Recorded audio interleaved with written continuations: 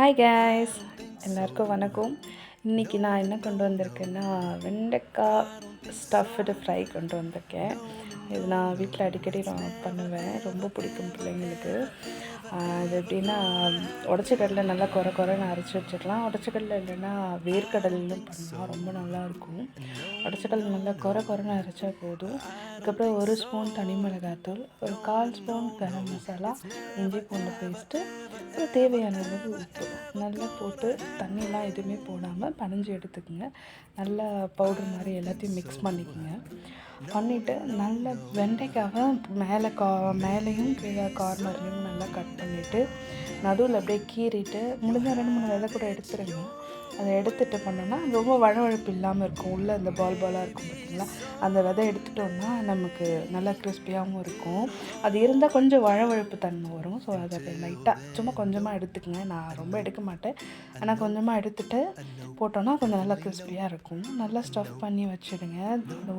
ஒரு ஸ்டஃப் பண்ணுற மாதிரி எல்லாத்தையும் அதே மாதிரி பண்ணி வச்சுடுங்க. நல்லா கையில் போட்டு அழுத்தம் கொடுத்து நல்லா ஒரு 10-15 நிமிஷம் வச்சுடுங்க, ஊறட்டும் அது நல்லா. அதுக்குள்ளே மற்ற வேலையெல்லாம் பார்த்துட்டு இதை லாஸ்ட்டாக ஃப்ரை பண்ணி எடுப்போம்.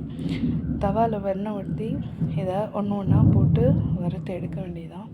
என் பிள்ளைங்க எப்போ ஸ்கூலுக்கு போனாலுமே இந்த வெண்டைக்காய் ஃப்ரை எந்த சாப்பாடுக்கு வேணாலும் எடுத்துகிட்டு போயிடுவாங்க. சைட் டிஷ்ஷாக சாம்பாராக இருக்கட்டும், ரசம், மோர் சாதம், இல்லை தயிர் சாதம், எது செஞ்சாலுமே இது காம்பினேஷன் நல்லா இருக்குங்க, சூப்பராக இருக்கும், சாப்பிட்லாம். இப்போ பார்த்திங்கன்னா தவாவில் எண்ணெய் விட்டுட்டு நான் இன்றைக்கி கடலை எண்ணெயில் தான் பண்ண போகிறேன். இன்னும் நல்லா மணமாகவும் இருக்கும்.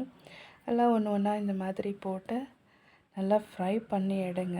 இன்னொரு விஷயம், சிம்மில் வச்சு பண்ணுங்கள். வேகமாக வச்சுட்டோன்னா இது ஸோ சீக்கிரம் சூடாகிடும், ஒரு மாதிரி புகை வரும் சைடெல்லாம். ஸோ சிம்மில் வச்சு பொறுமையாக பண்ணுங்கள், கொஞ்சம் டைம் எடுத்து பண்ணுங்கள், ரொம்ப நல்லாயிருக்கும், டேஸ்ட்டாகவும் இருக்கும். 2 பக்கமும் நல்லா அமுத்தி விட்டு ஃப்ரை பண்ணி எடுங்க, சூப்பராக இருக்குங்க. இது செஞ்சு பாருங்கள் மக்களே. உங்கள்கிட்ட பேசுகிறதுக்கு எனக்கு ரொம்ப பிடிச்சிருக்கு. உங்கள்கிட்ட நான் என்னோடய டிஷ்ஷெல்லாம் ஷேர் பண்ணிக்க ரொம்ப சந்தோஷமாக இருக்குது. அதே மாதிரி என் வீடியோ பார்க்குறவங்களுக்கும் இந்த டிஷ்லாம் ரொம்ப பிடிச்சிருந்ததுன்னா சப்ஸ்கிரைப் பண்ணுங்கள், லைக் பண்ணுங்கள், எனக்கு கொஞ்சம் ஆதரவு கொடுங்க. Thank you so much guys. இது மாதிரி பண்ணி பாருங்கள், ரொம்ப நல்லாயிருக்கும், டேஸ்டியாக இருக்கும். பிள்ளைங்க வெண்டைக்காய்லாம் வேண்டான்னு சொன்னாலுமே இது மாதிரி செஞ்சாலும் ரொம்ப நல்லாயிருக்கும். குட்டியாக ஃப்ரை பண்ணி வெறும் மிளகாப்பொடி, உப்பு அது மாதிரி போட்டு கூட பண்ணலாம், தண்ணியெல்லாம் சேர்க்காம.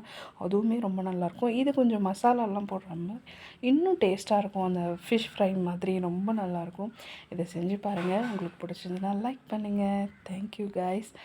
இன்னொரு வீடியோவில் உங்களை கண்டிப்பாக சந்திக்கிறேன். Thank you so much. Bye bye guys.